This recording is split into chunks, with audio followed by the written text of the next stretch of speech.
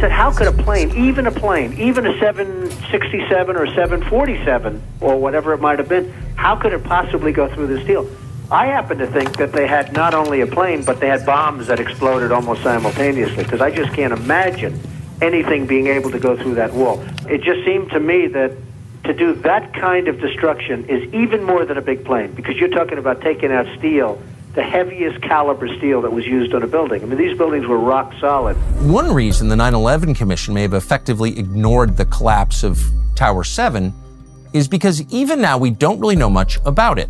On the morning of September 11th, Lower Manhattan was cut off from the public with military-style checkpoints.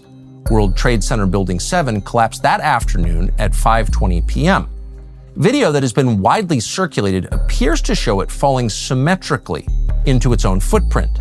Several buildings closer to the Twin Towers, meanwhile, remain standing. That's odd. And then the debris was removed immediately and shipped to Asia. That's even stranger. Where is all the rubble gone?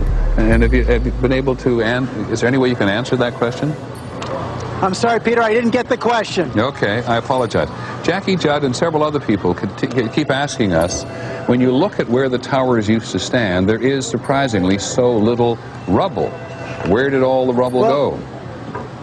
It's a very good question, Peter, and I have asked some people who've been doing some of the rescue and recovery work this morning. If you look behind me, you can see the very remains, the skeletal remains of the World Trade Center.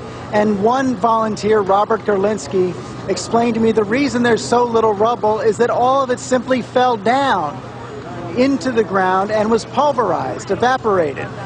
Now, I should say, though, for the last several hours, there's been a steady stream of dump trucks and other very large vehicles carrying out debris. According to a New York Times article published 5 months after the attacks, quote, an unknown number of steel columns has been sent off to mills as far away as Asia without ever having been examined or saved.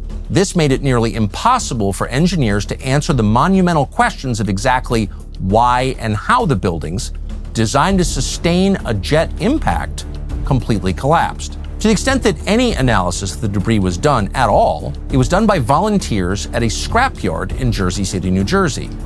According to the New York Times, the deepest mystery uncovered in the investigation involves extremely thin bits of steel collected from the trade towers and from 7 World Trade Center, a 47-story high-rise that also collapsed for unknown reasons. The steel apparently melted away, but no fire in any of the buildings was believed to be hot enough to melt steel outright. 2 agencies investigated the collapse. One was FEMA, which relied on volunteers, and the other